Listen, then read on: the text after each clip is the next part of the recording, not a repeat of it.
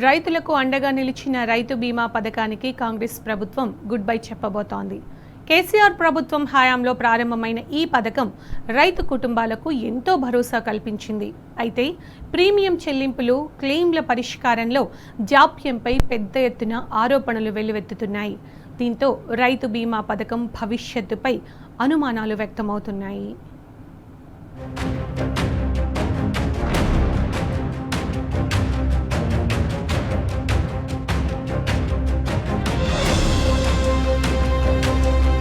తెలంగాణ సమాజంలో వ్యవసాయం అంటే కేవలం ఒక వృత్తి మాత్రమే కాదు, అది లక్షలాది కుటుంబాల జీవనాధారం.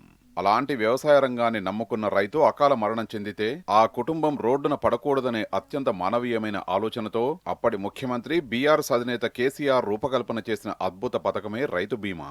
ప్రపంచంలోనే ఎక్కడా లేని విధంగా రైతు తరపున ఒక్క రూపాయి కూడా భారం పడకుండా, రూపాయి ప్రీమియం కూడా అడగకుండా పూర్తి ఆర్థిక భారాన్ని ప్రభుత్వమే భరిస్తూ లైఫ్ ఇన్సూరెన్స్ కార్పొరేషన్ సంస్థతో కేసీఆర్ ఈ పథకాన్ని ఆవిష్కరించారు.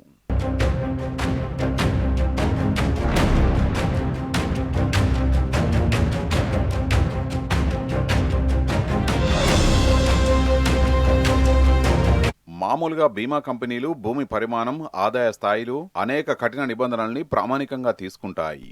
కానీ కేసీఆర్ దార్శనికత ఇక్కడే స్పష్టమవుతోంది. కేవలం ఒక్క గుంట భూమి ఉన్న పేద రైతుకైనా సరే పూర్తి స్థాయి 5 లక్షల భద్రత దక్కాల్సిందేనని నిబంధన విధించారు.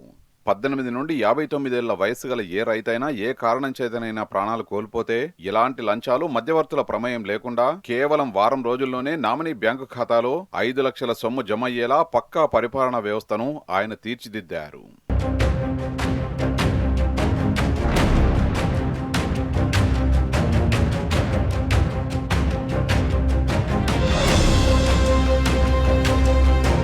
అయితే పథకం ప్రారంభమైన నాటి నుండి నేటి వరకు గణాంకాల్ని పరిశీలిస్తే కేసీఆర్ తీసుకున్న ఈ విప్లవాత్మక నిర్ణయం గ్రామీణ తెలంగాణలో ఎంతటి సామాజిక, ఆర్థిక విప్లవాన్ని తెచ్చిందో అర్థమవుతోంది.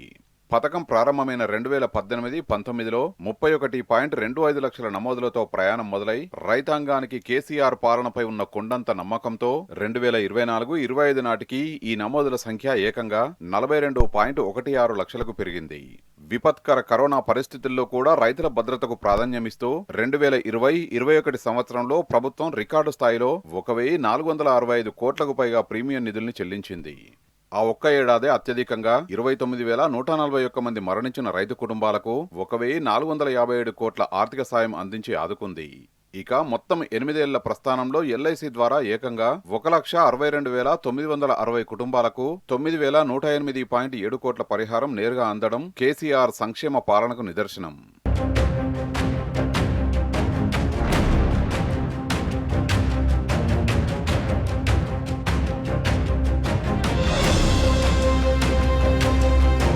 కేసీఆర్ ప్రభుత్వంపై ఉన్న కక్షతోనే రైతు బీమా పథకాన్ని ఎత్తేసి కాంగ్రెస్ సర్కార్ రైతులకు తీవ్ర అన్యాయం చేస్తోందని మాజీ వ్యవసాయ శాఖ మంత్రి సింగిరెడ్డి నిరంజన్ రెడ్డి మండిపడ్డారు.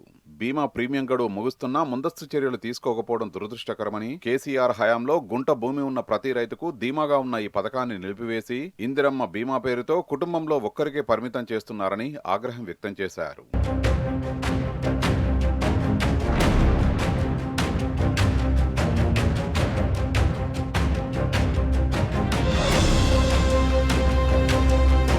కాంగ్రెస్ పాలనలో వ్యవసాయం దండగలా మారిందని వాసుదేవరెడ్డి ఆగ్రహం వ్యక్తం చేశారు.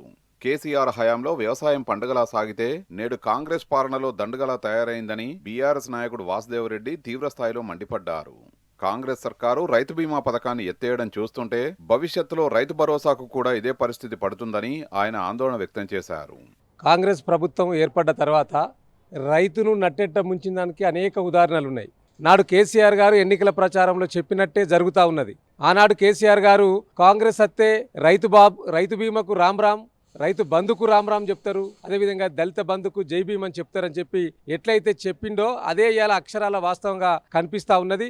ఇవాళ రైతు బీమాకు సంబంధించి ఏ రాష్ట్రంలో ఏ ముఖ్యమంత్రి తీసుకునే నిర్ణయాలు, ఆనాటి ముఖ్యమంత్రిగా ఉన్న కేసీఆర్ గారు రైతును రాజు చేయడానికి అనేక కార్యక్రమాలు, అనేక సంక్షేమ పథకాలను తీసుకొచ్చిండు. దాంట్లో ప్రధానంగా రైతు బంధు, రైతు బీమా. ఇంతటి అద్భుతమైన నిరుపేద కుటుంబాలను ఆదుకునే పథకానికి ప్రీమియం గడువు ముగియడంతో ఇప్పుడున్న కాంగ్రెస్ ప్రభుత్వం ఇక ప్రీమియం కట్టలేకపోవడం రైతులకు ఆందోళన కలిగించే విషయం. రాజకీయాలకు అతీతంగా కేసీఆర్ ఆలోచించిన రైతు బీమా వంటి సామాజిక రక్షణ కవచాన్ని కాపాడుకోవడమే కాకుండా పెండింగ్ లో ఉన్న ప్రతి పైసా క్లెయిమ్ ను వెంటనే విడుదల చేయడమే రైతులకు అందించే నిజమైన భరోసా అవుతుంది.